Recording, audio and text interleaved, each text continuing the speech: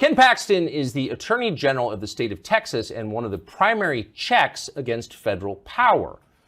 So far in the Biden administration, Paxton's office has filed 48 lawsuits against the administration. This past November, he was elected overwhelmingly to his third term. But then within months, he was impeached in the state of Texas on a bunch of different counts, a pretty complicated case against him, alleging that he gave special favors to a donor. He was just acquitted in that trial in the Texas State Senate. Kind of an amazing spectacle, but it raises a bigger question, which is how did this happen? Why did it happen? And maybe most interestingly, who actually runs the state of Texas? In his first interview since his acquittal, Attorney General Ken Paxton joins us on the set. Mr. Attorney General, thanks so much for joining us. Glad to be here. What a great place. So congratulations on your acquittal. But I'm fascinated by the fact that you were impeached in the first place. How did this happen? First of all, let me just say, it was, as you've read through this, very complicated. It is complicated, yes. It was crazy, but I truly believe it became very political. And I am sitting here because of my Lord and Savior, Jesus Christ, and I was delivered because it wasn't just about the law. It became political completely, and I didn't know how it was going to turn out on the political side. But it's just interesting because, your fans and your detractors, I think, would both acknowledge that you're the most aggressive legal opponent of the Biden administration in the United States. You're a Republican elected with a big margin in a Republican state, but it was Republicans who tried to take you out. Yeah, that's what it looks like. But in reality, I believe the Texas House, a lot of people don't understand this. I spent 10 years in the Texas House. Yes. And we have 150 members of the Texas House, and 65 of them are Democrats. And those 65 Democrats always vote in a block, and they pick the Republican they want, and they deliver those 65 votes, and that Republican then has to come up with 10 votes because their own vote's going to count. For the speaker. For the speaker. For the speaker. So whoever gives those Democrats the most, whatever Republican agrees to the most, gets elected. In this case, I believe, and I think Wait, so you're saying that the Republican Speaker of Texas is chosen by the Democrats? Pretty much, yeah, because that 65 is hard to overcome. All he has to do then is find 10 Republicans because he's got his own vote. And usually you can find 10 Republicans who are either his friends or who he gives big committee assignments to, like appropriations or state affairs or something big. It's pretty easy to put together. Wait, so you can have a big majority in the Texas House but still not control the Texas House? That's exactly what has been happening over the last, say, 14 years, 16 years. That's crazy. It is crazy. And people don't, and of course the media doesn't tell people about that. That's literally what happens in the Texas House. So we have a really hard time. The Senate is great. They're very conservative. They've done great things for Texas, but they get blocked a lot of times. And a lot of my stuff gets blocked in the Texas House because Dade Phelan, the speaker, is controlled by the Democrats. You really believe that? Yeah, so I was in the House. I saw it at work. I was pushed towards that. I actually ran against the speaker, a Republican speaker, for that reason, because I could not vote for a speaker controlled by the Democrats. Now, I couldn't win because I didn't have the Democrats. Well, that doesn't really sound like the way democracy is supposed to work. It's how it's working in Texas right now, and that's why this is an opportunity. My impeachment actually becomes the opportunity, I think, to speak to this issue I'm going to be out talking about. I have a pretty concrete example of why this doesn't work. And here's my argument. There were 2 of the 4 House investigating lawyers that worked at the Department of Justice in Washington. And that's no random, it's not random. It's not explain that a little bit for those who haven't followed. So House followed. Investigating Committees, there's 5 members. There's 3 Republicans, 2 Democrats. It's Texas House. Texas House. They are responsible for, they were the ones that investigated me, and they hired, I think it was 4 lawyers. 2 of them came from the Biden DOJ. That's not an accident. They were sent there. But you had filed 48 suits against the Biden administration. Yes, and I think that was the motivation. We were causing a lot of trouble for the Biden administration. Even if we didn't win, we slowed them down, and we were winning, I think our number is 77% of our cases. So we are a huge problem for the Biden administration, and that was the way to get me out of the way. And obviously that had an impact on the lawsuits being filed by Texas and other states. So you think that that the effort to remove you from office really came from the Biden administration? I really do. I think that's where it was instigated, and then there were other groups in Texas that we can talk about that I think were largely participating. Interesting. And some of those were Republicans. So some of them were Republicans, yes. So how did, just to your case really quick, how did you find out you were being impeached and what happened? I literally had no idea. It was a committee meeting of the House Investigating Committee. I think it was 3 or 4 days before Memorial Weekend, the end of session. So they're busy trying to pass all these big bills, and they decide they're going to spend 1 day investigating me. Of course, they'd done secret investigation for 3 months that we didn't know about, behind closed doors with no transparency, no due process. Which you, almost immediately after you're reelected to a third term, they begin investigating you. Yes, but I don't know that. They started in March, is what they said, like March 1st. And they investigated secretly, behind closed doors, with no one knowing. Even the House Investigating Committee, not all of them knew. I know for sure that one of the Republicans had no idea until they got to that day that it was me. And he was told to vote for impeachment without knowing anything about the case and actually disagreeing with doing it. But he was told his career would be affected if he didn't vote for impeachment. So those 5 members had an investigation for 1 day. They did a 4-hour hearing. And within less than 48 hours from that, I was impeached on Saturday, Memorial Weekend, without an opportunity to present my side, without an opportunity to have any sworn testimony, which is required by law. They are required to have witnesses sworn in under oath. No one was sworn in under oath. They didn't even have witnesses. They brought in investigators who had talked to witnesses, which is obviously hearsay and wrong. So that's how it all got done. It was done in less And this was a total shock to you? I had no idea. They didn't come talk to me. They told me nothing about it. They didn't tell anybody. So what happens once it was announced you're being impeached? What happens to you? It was horrible. I was immediately suspended, so I lost my office. I couldn't do any more lawsuits against Biden or anything. What do you mean else. you were suspended? Suspended means I can't be in the office anymore. I can't direct what's going on in the office, even though I'm elected, even though they proved nothing, even though they had no testimony, no evidence. You hadn't been convicted? Hadn't been convicted. They had presented no evidence. They had presented no witnesses, and I'm out. How? Okay. That's a very weird process. So you don't even know you're being investigated. The moment you find out you're being investigated and impeached, you're suspended from your job? Yes. It's the way that I think it's constitutional. And I think it needs to be changed because they should have to prove something before the will of the voters is overridden. And that's what happened. The will of the voters, I was in 4.5 months. Now I've been out of office, suspended for almost 4 months. So half my time of my term now, I've spent not being able to do what the people of Texas elected me to do. How can you be removed from your job without being convicted of something? It seems pretty crazy, but that's the way the law is. And I know that the Dan Patrick, Lieutenant Governor, has suggested now that be changed. They should have to prove that you did something wrong before they remove you from operating as somebody who was So you elected. just wake up in the morning and they're like, you think you're an elected official. Yes. And now you're not. You're just in limbo. I walked out of when they did it that day, that Saturday, I had to walk out of the office and I haven't been back a day since, not a minute since. And was unable to do anything. I can't direct any of our legal operations. So, I have to go now figure out what's going on in my own office. And a lot of people have left. They created a lot of harm to the state of Texas by doing it this way. Did you think the voters were in charge before? I used to think like election. I'm like very suspicious now. If they can do this to me, I mean, they could do this to Lieutenant So Governor. they take you out of office.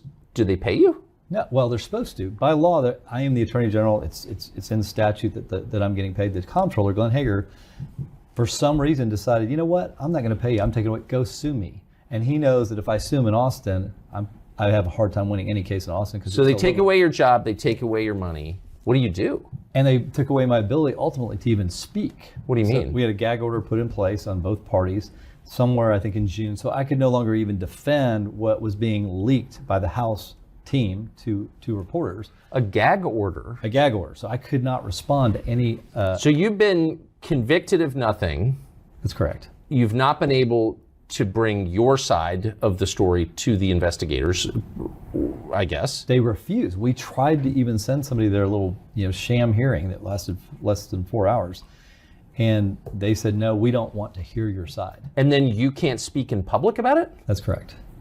This is But the don't first you have interview. a First Amendment right to say what you think? That's my opinion, but the problem is I can't really challenge it because the very people that put it on, it was done by the Senate. The Senate put it in place, and so there's nothing I can do about it because they're my votes for acquittal, so I can't go challenge the people that, ultimately are responsible for whether I get acquitted. I can't start, attacking them on legal issues. Well, if there was a gag order, then why was I reading about the details every day in the media? The House didn't follow the gag order. They leaked everything to the Austin American-Statesman or the Houston Chronicle or Dallas Morning News, so I just had to take it. I mean, there was nothing I could do. But why wouldn't they impose a gag order on those media outlets, which, for the record, hate you? Yes, I think it's for the fair to record. say, for ideological reasons.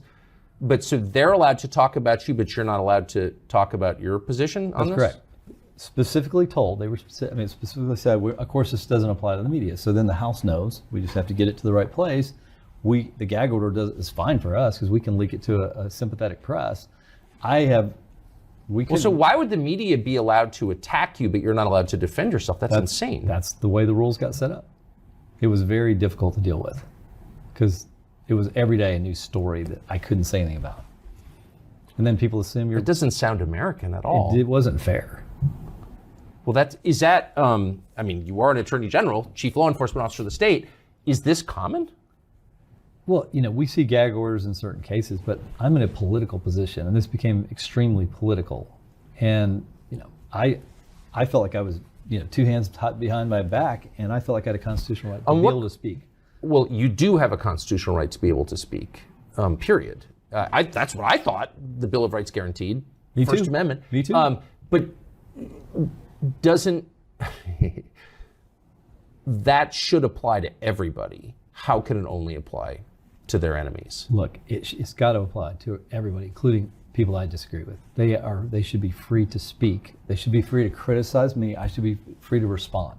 So I do not fault them for having the ability to speak against me. So if you're not getting paid and you're not allowed to talk and you're being impeached, how do you pay for your legal defense? So that was the other thing. So we have a moratorium on raising money during session. It starts 30 days prior to session. So it started December 10th, I think.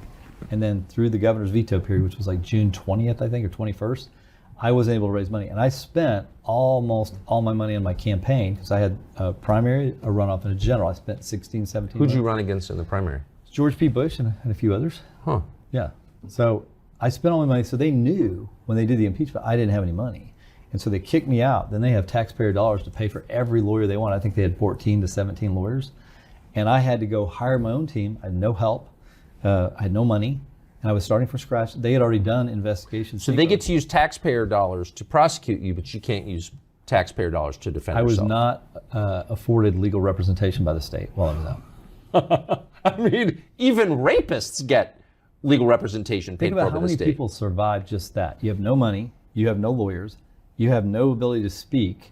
And you're up against a force that's already done an investigation. They already have information, and you don't have any of their information. You don't even know really what the charges are because even the articles were very vague. They didn't identify elements of a crime. So then we have to figure out what is it? Some were so vague we didn't even know what they meant. But if I go kill someone, which I don't plan to do, but if I did, yeah, and I'm indigent, I have no money, the state pays for my legal defense, correct? If you can't afford it, yes. Yes, and I get to defend myself if I want. I get to say I'm innocent of what I'm being charged with, right? That's correct. And I'm accused of murder. Yes.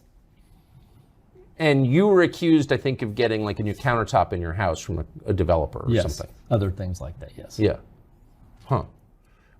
So how did this happen? So again, I want to get back to the central mystery here, which is how does a conservative state, conservative enough to reelect you 3 times, how does this happen in a state like that? So I told you about the Biden piece of this. Then there's a group called Texans for Lawsuit Reform. They spent a lot of money to bring in another candidate, Eva Guzman, who was on the Supreme Court, to be part of running against me. And they thought that if they got enough people running against me, they could take me out of a primary or run me out of money by putting me into a runoff. And this group has spent a lot of money, and they were certainly not only part of trying to get me defeated, but they were also very much a part of this effort. We have emails where they've written articles, and they send them to Karl Rove, and then Karl Rove gets them published in the Wall Street Journal, whereas we couldn't get anything published in the Wall Street Journal. Even before the gag order, we were turned down for our editorial by the Wall Street Journal, because we had a guy that tried to submit one. They said, we can't do yours, and then the next day they did Karl Rove. So Karl Rove wrote a piece this summer, I believe in August, saying that you were going to be convicted. Yes, and that was... gloating. Yes. And calling you a bad person. Yes. So Rove is obviously a huge liberal. Why would Karl Rove have the sway that he does at the Wall Street Journal and in Texas? It's confusing. So I don't know why he has sway at the Wall Street Journal, and I don't think he has that much sway in Texas. I mean, his candidates typically lose. I mean, he's backed my opponents in every AG race that I've been in. First one, and then the last one with the Bush. Very tied in with the Bushes, but he's definitely also tied in with this Texans for Lawsuit Reform, and they were communicating, and he was also communicating with some of the employees, some of my staffers that had made these charges. We have text messages with him communicating with them as well. So I knew this was going on. I didn't have proof, but during this process, we got some of the proof that I thought existed. So Karl Rove gets to write a piece in the Wall Street Journal, which I think is the biggest circulation paper in the country, or close anyway. calling you immoral and saying that you're going to be convicted in this trial and that you deserve it, you should be destroyed. And you go to the Wall Street Journal and say, I'd like to kind of give my side of it, and they say no. One of my friends did, and they said, no, we're not going to publish yours. And he didn't, they were very vague about why they couldn't do it, but they were not letting my side of the story be published. So just to Karl Rove, who again is an activist liberal working effectively for the Biden administration, and Yes. who shares their views Totally and agree. their ideology. I mean, he's a liberal, big time. Hangs out in Aspen, got it. But how would Karl Rove still be a force in Texas politics? Are most Texas voters kind of on board with the Rove program? No, I think he tries to be a force. The numbers, it's I think my numbers in the primary showed it. I got 68%. George P. got 32. He has some influence with that 32%, but not so much with that 68%. But they thought if they buried me in negativity, of course, you remember I can't speak, and I'm trying to just raise enough money to have some type of legal defense. They felt like they had all the advantage, so he just starts pounding me with bad stories. It was a strategy. So describe, Rove is famous not as an intellectual, hardly, but as a political strategist, as a tactician. Describe his method of politics. There's nothing he won't do, I believe. He doesn't mind if destroying a person's life, because what this effectively potentially could lead to, one is not only am I in office, I can never run again, it affects my reputation, potentially puts me in legal jeopardy. Any strategy is open to Karl Rove. He is good with it as long as he gets his way. So destroying the person, his family, his marriage. No problem for Karl Rove. What's interesting is that when George W. Bush was president, I was there, Rove was relentlessly attacked by the media as a vicious person. Now Karl Rove is defended by the media. How did that happen? I think they realize he's not conservative. He's more in line with Bill Clinton and President Obama than he is in line with our voters in Texas. And so the media is very sympathetic, and doing things like this only encourages the media to support Karl Rove. Interesting. So to the House Speaker of Dade Phelan, who led the charge against you, it got personal, and at one point you suggested, or your allies suggested, that he had been drunk on the floor of the Texas House in your famous pink building. We have the video. He apparently was outraged that you said that he was drunk. So what language is that? Is that Hungarian, Esperanto? I didn't understand. What was that? Your guess is as good as mine. I don't think there's any doubt. He was definitely drunk. And they tried to say... Well, he was, or on something. He was very tired or whatever. Tired.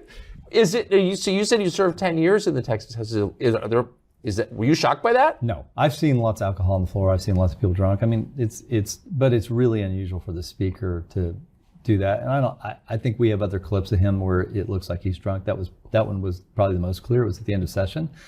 And I just thought it was unbecoming of a speaker that he should not put himself out in public. Have somebody, he doesn't have to be. If he worked in a factory, he'd be fired. Absolutely. You're not allowed to be drunk at work. And I was horrified. Are you? No, I was horrified that the House members didn't respond. I asked them to look into him. Why don't you see if he's drinking on the floor? Because we shouldn't allow a speaker, especially our party, to present himself like that in public. And they did nothing about it. Instead, they came after me. So he was annoyed when you pointed out he was drunk on the floor. I'm sure he was. I'm sure he was. It seemed like bad things started happening right away. I'm going to watch that again when we get off the air, because I'm kind of sympathetic. You're probably not that drunk at work unless you've got a problem. I can't. Yes. Normal people don't act like that. So do you believe that the speaker, Dade Phelan's opposition to you is ideological as well? Yeah, I think it's more about power for him. I don't think he particularly has an ideology. I think his is I want to stay in power.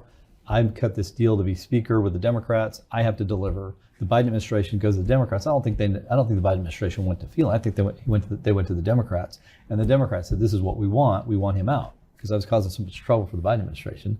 And then you had these other forces come in with the Rove and the TLR, Texans for Lawsuit Reform group, and that was the power. And by the way, Texans for Lawsuit Reform gave lots of money to House members and lots of members to senators. So they have a lot of influence. They give more money to Republican members in any other group or any other single donor. Almost every single one of those Republicans that voted against me got money from Texans for Lawsuit Reform, a lot. How much time approximately, what percentage of his time does Karl Rove spend trying to destroy Republicans? I think a good part. I mean, obviously he makes money on Fox and he has other things he does, but I mean, my view is that his PACs have gone after conservatives for a long time under the guise of being, a PAC that goes after Democrats. But I don't view him as an ally of Republicans. Well, no, that's for sure. But why is it so threatening? So if a Republican stands up and says, maybe we should have, real borders, for example, why is that so threatening? The only thing I can think of, you look at guys like Dick Weekly, who's a home builder, and he's one of the leaders of TLR. I mean, I think they think illegal immigration is a good thing. It helps their business, and obviously I don't agree with that. I think it's devastating to my state. And if we want to have a program where we're going to bring workers in from other countries, let's get some legislation to do it the right way instead of just opening our borders to who knows who coming in. Well, you've had millions of illegal aliens cross your border into Texas. Every year. Right. And a lot of them have gone to other parts of the country. I mean, they're kind of destroying New York City right now. But they're completely changing the country and its political balance, too. Yes. Republicans in Texas, are they aware of that? I think it's probably the number one issue, other than maybe voter fraud. I think that's probably right up there with that issue. It's affecting obviously our border communities are devastated. You have towns that have 36,000 people, and you got more than that, more illegals coming through there than people that live there. So it's definitely. I don't understand if you're John Cornyn, who's your senator. Yep. And you live in Texas, or at least part-time live in Texas, how can you not be outraged and upset about that? How can you allow this to happen? Look, I have no idea why he doesn't seem to address this on a regular basis. Thank God that Ted Cruz has, but John Cornyn has been basically vacant on this issue. He's not taking Why? Look, to me, he's been in Washington too long. He's been there for 14 years or so.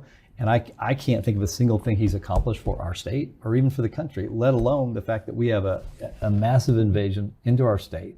And he doesn't speak out against it. He doesn't do I've never seen him propose legislation that significantly affects it, or at least push hard for it. I haven't seen him in that fight. No, and in fact, if you were to go through every public statement John Cornyn has made in the last 2 years and compare the amount of time he spent talking about the invasion of his own state by the rest of the world with the time he spent talking about the invasion of Ukraine by Russia, he's far more concerned about what's happening in Ukraine. So how can a guy like that be your senator?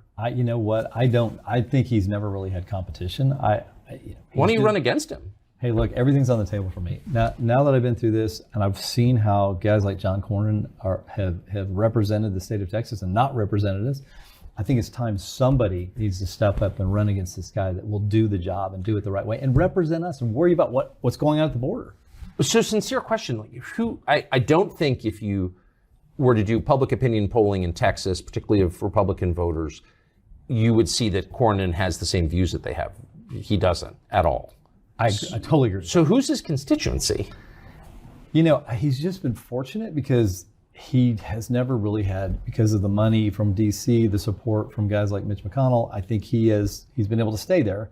I think those days are over. He seems like a puppet of the Bush family. That's just an outsider perspective. He is absolutely, if you go back and look at his history, he was on the Texas Supreme Court appointed by Bush. He's the guy that pushed through our Robin Hood plan. He did it judicially by judicial activism for the Bushes instead of passing legislation, because they didn't want to pass legislation because President Bush was running for president. So and that would have required a tax raise. Yes. And so he did it, Cornyn did it judicially, I think completely illegally, and turned our schools into very mediocre prospects, because it made the poor, it took the rich school district, took their money and put it with the state, and then the state was supposed to give that to the poor school district. The problem is it made all of them mediocre. Instead of letting the good school districts be good and focusing on the ones that needed more help, John Cornyn created a socialistic network, and really I think he hurt our schools. That empowered the educrats. Yes, and hurt our ability to educate our kids, and he got away with it. No one ever talks about it, but he did that for the Bushes, and for that they made sure he was AG of Texas for one term and then a U.S. Senator. So he got paid off, and now whenever they ask him to speak, criticize me when I'm running against George P. Bush, or criticize me when I had this happen, he does what they ask him to do. He is a puppet of the Bush and Karl Rove team. Do you think the majority of Texas Republican voters are on board with that? I do not think so. He's just never had real competition. No one's ever gone out there and highlighted and exposed his lack of a record of supporting our state. And I don't think he has a record. I wonder myself, like, what would he point to that he's done for our state in the last 4 years? Zelensky loves him. Yeah, of course he does. Yeah. So is there, if you're not living in Texas and you just look at Texas and see these trends going on, particularly the immigration trends, it feels like Texas is going to be a Democratic state pretty soon. I think that's the goal. I think that's why it's so important that we fix things like the Texas House and we have a message that resonates with the voter, which we do have that message. But when you have this civil war inside the party that Dade Phelan and Karl Rove have created because they don't control it, I think it leads us down a very bad path. And we also have a voter fraud issue because we now can't prosecute voter fraud in Texas because the Court of Criminal Appeals in Texas struck down a statute from 1951 that directed the Attorney General, I wasn't there in 51, but we would prosecute voter fraud because these local DAs who are controlled by Soros in the big counties like Travis, which is Austin, or Harris, which is Houston, or Bear, which is San Antonio, they're not going to prosecute it. So we were doing it. We had 900 cases. So this whole idea there's no voter fraud, complete fabrication. We were prosecuting. I only had one lawyer when I started to prosecute this. I got the legislature to give me more. We were fully busy prosecuting voter fraud. And then suddenly the Court of Criminal Appeals, all Republicans, said, nope, it's unconstitutional for the Attorney General to be in court because he's in the executive branch. That was their reasoning. To be in court, I thought... I'm not allowed because they said that was a judicial function, so I no longer could be in court. Now, if they're right, the Court of Criminal Appeals, they're the final court in our state on criminal matters. So they're like the Supreme Court on that. The Supreme Court is the final say on civil matters. So they were able to strike down one area of law for us. If they're right, the Supreme Court should tell me that no, I shouldn't be allowed to be in court on civil cases either because I'm in the executive branch. Well, and if that was right, every Attorney General in the country should no longer be allowed to go to court. I'm confused. So the Attorney General of the state of Texas is not allowed to prosecute voter fraud? That's correct. Even though the legislature directed it. It's one of the things that I'm told to do 4 things in the Texas Constitution, and one of those things is such things as are required by law. Who makes the laws? The Texas legislature. The legislature passed a law in 51 that directed the Attorney General to prosecute voter fraud, largely because I think that they didn't trust the local DAs to get that done because it's very political. And so that's what we did. We prosecuted voter fraud. And we had plenty of it. And now, guess what? There's no prosecution for voter fraud. But that's the core defense of democracy is prosecuting voter fraud. If we don't fix this, if the Court of Criminal Appeals, who I am concerned was put there by George Soros, because no one knows who they are. They're all Republicans, but we don't. Even Republicans don't know who they are. If I go to a room of Republicans, I say, can you name one person on the Court of Criminal Appeals? I'm lucky if I can get one. And so I think it was a genius move by getting the right people on there. We now have no defense because the local DAs won't do it. And now I'm supposedly not allowed to do it. So I tried to get the legislature to pass a law to reauthorize it. The Senate overwhelmingly passed it. And guess what I was told in the Texas House by Dade Phelan's team? We don't have time for that. We're not going to do it. We don't have time to prosecute voter fraud? We don't have time to reauthorize that statute so that I can go back and start prosecuting voter fraud and go change the makeup of the Texas Court of Criminal Appeals. I was told by the Speaker, we don't have time for that. In my opinion, most important issue we have, because every other issue falls on whether we can elect the right people. Of course, and whether voters have the power to send their choice into office. I mean, do voters have power is the real question. Exactly, and if you think about it, if we lose the state, the laws are going to change. All the voter laws are going to change. We're going to be like California where you can just mail in ballots. And what I know from mail in ballot, having fought this for the last election, winning 12 cases on mail in ballots that unfortunately other states like Georgia did not fight, I know that mail in ballots are completely unreliable. If you just mail them out to everybody, you have no idea who's sending them back. There's no verification. And when they say you can't prove voter fraud, they are right. Because normally what you have to do, if you're going to mail in ballot, you have to satisfy the laws under certain categories. You're over 65, you're out of state, you're disabled. You sign an affidavit and you send it in with your application that this is my signature. And then when you send your ballot back, they send you a ballot in an envelope. You sign that envelope with your signature, stick the ballot in, and they verify the signature. It's not the best, not as good as photo ID that we have for all other voting, but it still is something. But when you change it to mailing it out to everybody, we have no idea. We have no signature verification. We have no idea who's voting. So when they say, you can't prove voter fraud, that's the system that they like, because we can't prove voter fraud if we set up a system that's completely open. And that's what's happening in America. So that's why Georgia, which most of us thought was a kind of conservative state, became one of the most left-wing states in the country, you believe, because of mail-in ballots. I sat there on election night. So I told the president in I think it was May. I said, Mr. President, I have 12 lawsuits in the most liberal counties. I'm losing in every county because they sued in liberal counties where all the judges are liberal, Court of Appeals are liberal. I'm going to have to find a way to get to the Supreme Court or the Fifth Circuit before it's too late, before they mail those ballots out, or you won't win Texas. I guarantee you, if Harris County can send out 2.7 million ballots, you won Texas by 600,000, you will not win. And if we have multiple counties doing that, they'll just figure out how many votes they need. We won every single lawsuit, all 12. And I told him, we lose one, you're done. He didn't believe me. I said, you've got to watch this in other states, because if this is happening in Texas, which it looks like it's a national program, I can only focus on Texas. You better make sure this doesn't happen in other states. And sure enough, Georgia, which had the same margin of victory for Trump 4 years prior, they don't stop it. The governor, the AG, they sign a consent decree, and they have mail-in ballots with no signature verification. They have drop-off boxes, and they allow all these mail-in ballots. And guess what? Now Georgia, that had the same margin of victory for Trump, now suddenly we have a 8 or 9% win for Trump by protecting the ballot box. In Georgia, he loses by what, 14,000? I don't know, but it was a small amount. And I knew when they stopped counting votes on election night, I'm sitting there watching going, this is what they would have done in Texas. And all the What was that about? What's that? They stopped counting votes on election night? Because what they needed to figure out was how many real votes there were, so they could figure out how many mail-in ballots to apply to the election. That's what they would have done in Texas, I'm convinced. So you think that was fraud, right? I have no doubt, having been through that whole process. It wasn't just a water leak? It was definitely planned. I mean, it would have happened in Texas, I promise you. But can you just stop counting ballots on election night when everyone's watching TV? Oh, I know. Have you ever seen that before, ever? For 3 years? Well, you tell me. You're the one you're in politics. I've never seen it before in my life. I was like, I knew it when they stopped, and Trump is leading in all these states. I knew exactly what they were doing. Because there's no way to know where those mail-in ballots came. Anybody could have filled them out. Anybody. There's no way to know where those ballots came from. That's not a dangerous conspiracy theory? I watched it happen. I was a part of it. So they tell me I'm crazy whenever I talk about it. They tell me that I should shut up. As a matter of fact, they're going after my state bar license right now for going after election fraud in the overall election. So on top of all of this, I've got to deal with the. But why wouldn't Karl Rove be upset about that? I mean, he's a defender of democracy. Very good question. Why is Karl not worried about that? He doesn't seem to care. If you're Karl and you're taking all this money from billionaires, some of whom I know who are nice people, and I think they think it's helping, or Karl's convinced them that he's helping somehow. Yes.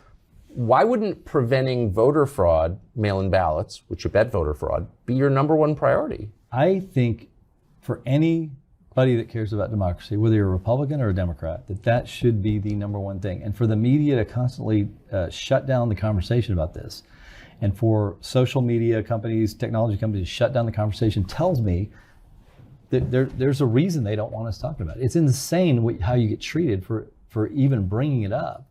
When in reality, I don't think there's a more important issue, even than immigration, anything, because all those other issues will be affected by whether we have real elections that we can trust. And you think it comes down to, or the most important issue is mail-in ballots? For what I know, I don't know the machine stuff. I've tried to get people to bring stuff to prove it, and I've never seen proof. So I would. I haven't either. If they open-minded, but I'm I haven't open-minded, seen it. But I have never had anybody bring me proof. But I do know 100% that they cheat with mail-in ballots. I know that for a fact, and we have prosecuted people for that. We had a lot of cases. It wasn't just like, oh, well, this, why they can tell the narrative that there's no voter fraud? Because no one prosecutes voter fraud in the country except us. We used to. Now there's no cases. Who prosecute? Can you name cases in other states? You know what? They don't prosecute it. The prosecutors do not prosecute it, even though it's a violation of law and it affects the fundamental basis of our democracy. Well, it ends democracy. We don't have it. If you can do impeachments like this and you can have mail-in ballots, we don't have democracy. We have control by a few people. Can you just walk us through, since you prosecuted cases, voter fraud cases, how exactly does the fraud work with mail-in ballots? So what these registrars do, or these people that control the election offices, election administrators in each of these counties, so they decided because of COVID, that's how they got around the law. In Texas, we have a law that says you can only mail in ballot if you're out of state at the time of the election, or you have a disability, or you're over 65, or you're in jail, but you're not a felon. Right. That's it. That's fairly broad. I don't even like that broad because it still opens up voter fraud. But that's what the legislature said, so that's the rules. Well, so what they said, these judges, these local administrators, were going to send out millions of ballots. So I would have guessed $7 or $8 million going out in Texas to everyone, just everybody that's in the county. Well, so if the election administrator is colluding and telling people where those ballots are, they just pick them up, fill them out, sign them, and they mail them back in. You would have no idea. And if you have a program for that, there's no way to know. I can't ever prosecute this because I don't know who signed the ballots. I can't prove it wasn't real. It becomes nearly impossible. And that's what I think they were trying to accomplish in Texas. And then when I saw it happen in these other states, Pennsylvania, Wisconsin, Michigan, it affected our elections because guess what? We all vote for president. We all have national elections that relate to the Senate and Congress. And that's why I sued. I sued because I said, wait a minute, these states are required by the Constitution to follow their own laws, and they didn't follow their own laws. I can't prove voter fraud. Even they probably can't prove voter fraud because of the way it was done. But I did argue that they didn't follow their own laws, and they are required to. In the Supreme Court, we lost 7-2. I think they should have heard our case, and that's what the State Bar said. That was a frivolous lawsuit, and even though 2 Supreme Court justices agree with you, you should be punished for filing that case. Of course, they're not elected. I am. So you think that was the third rail? That's what you did that there's no brought doubt. impeachment on your head. There's no doubt that. Of course, we have lawsuits against Google, Facebook, tech companies. We were starting to invest big pharma on the vaccine because, as you know, the vaccine manufacturers are not liable for any damages. They're completely immune under federal law if it's a vaccine. So they don't have to. We were already finding out they hadn't tested these vaccines, and they weren't disclosing some of the consequences. So we were looking at potentially, we were investigating them to see if we had causes of action under deceptive trade practices in Texas. And as soon as I did that, man, that blew up my world. And I became, I think, a target of some big pharma, big tech, and obviously the Biden administration. Why would that be controversial? Look, big pharma gives a lot of money. But if they make everyone take the vaccine, but they haven't fully tested it, which is true, and they have liability, doesn't somebody need to?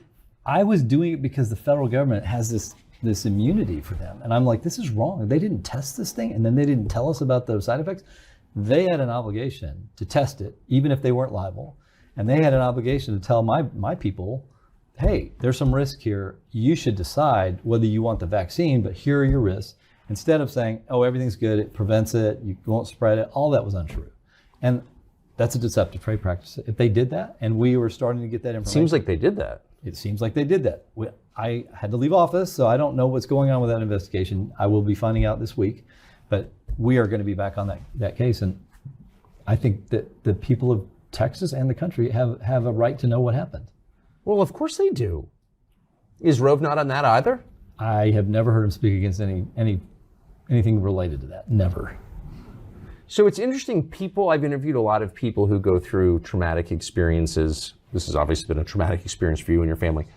And they either are kind of broken by it and decide to obey, or they become more ferocious. Where would you say you are? Look, I am so excited about going back. I've been thinking about what I want to do when I get back since the day I left. And so I'm re-energized to do the things that I think the voters sent me to do.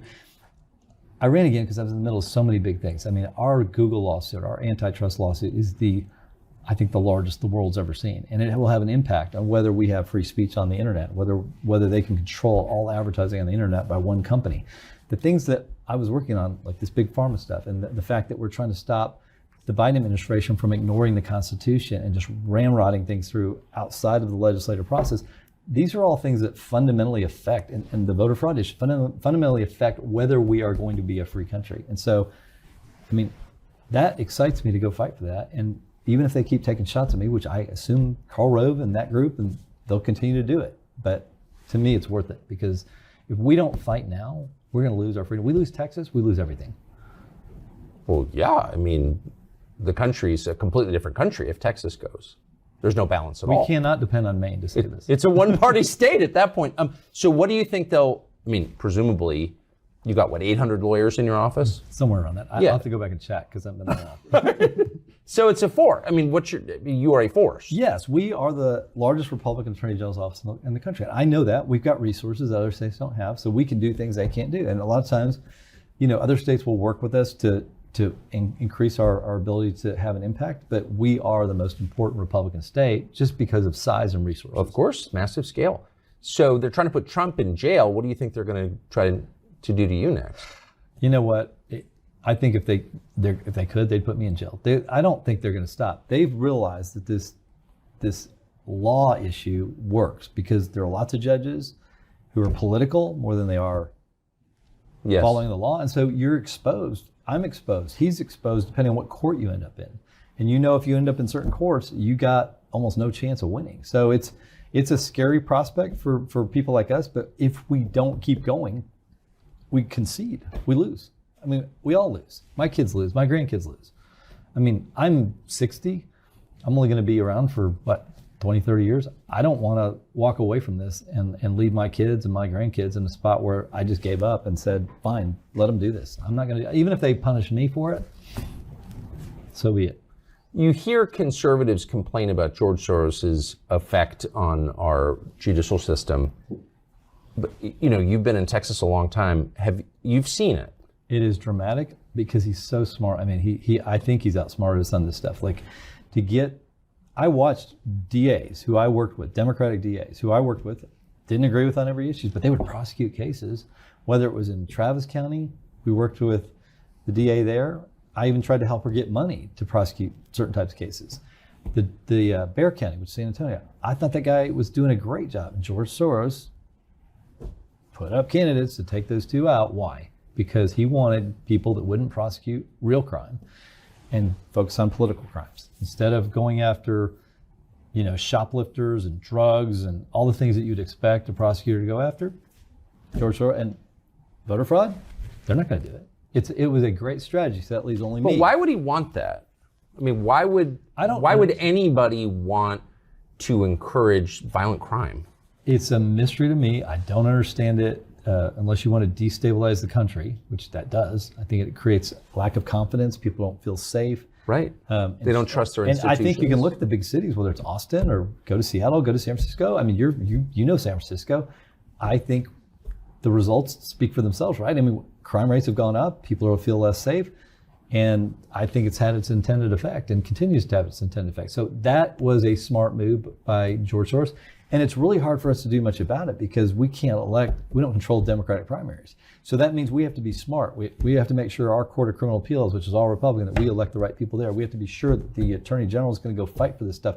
Because if we lose some of these other pillars, we have nothing left to fight with. Again, I hate to keep going back to Karl Rove, but he raises probably more money than anybody in the state for politics. Is this a concern of his? I mean, are Republican groups trying to get prosecutors who care about the law elected? I've never seen it. I've never seen it from Karl Rove. I wish Karl Rove cared about some of these things, but I've never seen him concerned about the things that I'm talking about, things that dramatically affect the future of Texas and the future of our country, which I have said are linked. I've never seen Karl Rove ever step forward to do that. I've seen him attack Republicans, conservative Republicans, who are trying to do that, like me, but I've never seen him help us. I've seen him work with the other side, but I've never seen him help us. But a lot of people get murdered as a result of these policies. Like, people die. A lot of people die. There's no doubt that we have higher crime rates in all categories because of policies from DAs. I mean, look at what Austin did. They cut their police force, I think it was by 34%. Well, now, with crime rates going up, and you're cutting the police force? They did that in Austin. I know they've done that in other cities. How does that make any sense? And by the way, they kept saying to my trial that I was against law enforcement. That is not true. I'm against corrupt law enforcement. I'm not against law enforcement. I believe in law enforcement, and I think cutting the police force is a bad idea. So this whole notion that they tried to present in the trial that I was against law enforcement is absolute false. And I think more law enforcement is actually better as long as they're doing their job the right way. And in any profession, you have people that, don't do the right thing. I've noticed. Yes. Wouldn't it be interesting, though, to try and figure out how many people have been murdered as a result of these policies? Austin got a pretty famous serial killer once they started pulling back on law enforcement. Obviously, as time is going on, we're going to get more. We should be able to get more and more of those statistics, and we already have probably at least a year or two's worth to look at. And that's something I'm going to be super interested in and talking about as I go around the state, because I'm going to be going around the state talking about all of these issues over the next couple of years. Amazing.